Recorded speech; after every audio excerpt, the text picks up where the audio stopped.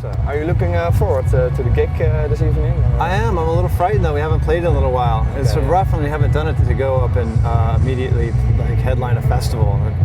Should at least have like a little tiny warm-up gig or something. Okay. But yeah, I'm looking forward to it. Yeah, for sure.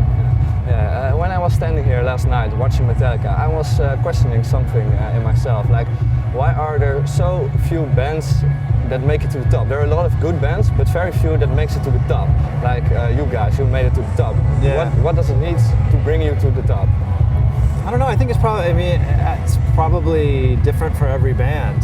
Most bands, it seems to me, you know, you've got like a certain way that you write songs, and it can maybe only play itself out over a couple of records, and then you've kind of that idea has sort of run its course.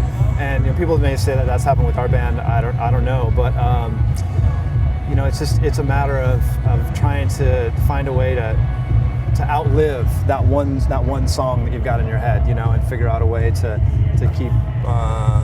keep it fresh a little bit, you know. Yeah, Dave once said in an interview, Foo Fighters was nothing but an accident that turned out very well. Do you think the same way about that?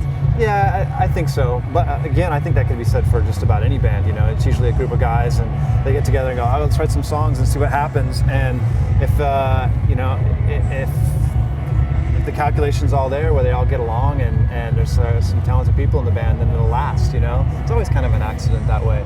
But I think we purposefully sort of kept that atmosphere of it being an accident for a long time, for like the first half of our band, just to not to jinx it, you know, not to say like, oh, this is you know, we're a serious band, this is going to be a career. And I think that we all thought, and this wasn't anything explicit, but we all just sort of thought to ourselves, like if we said that, then it would take some of the charm out of it. It might ruin it.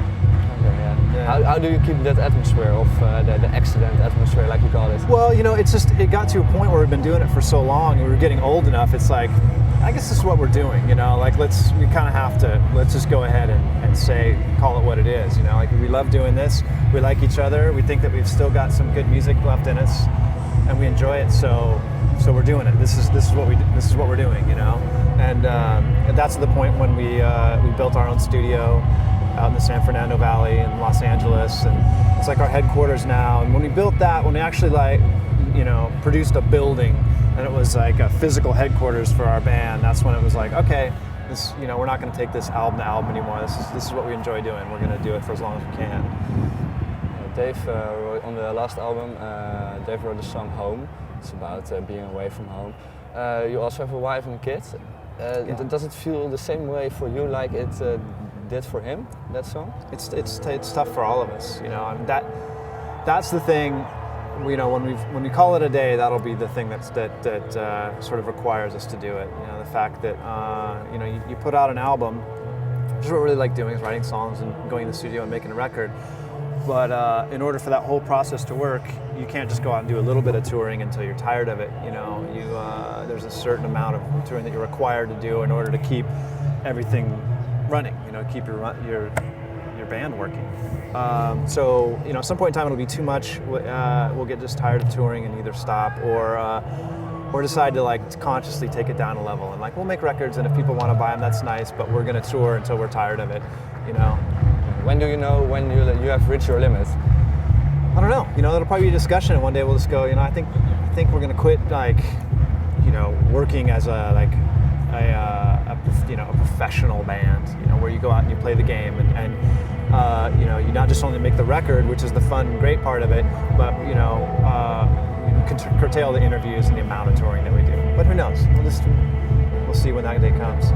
When you're on a tour, do you bring some relics or other stuff with you that reminds you of your family?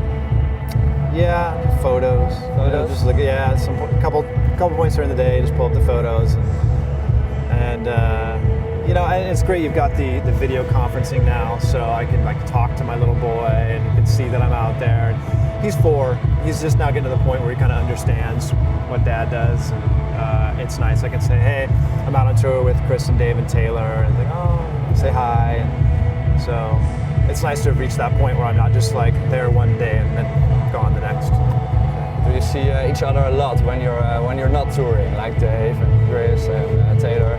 Not Not so much, you know. I mean, we end up being pretty busy even when we're off. Like we just had 3 weeks between this large Australian tour that we did and this longer European tour that we're doing right now. And we had a video to do and a song.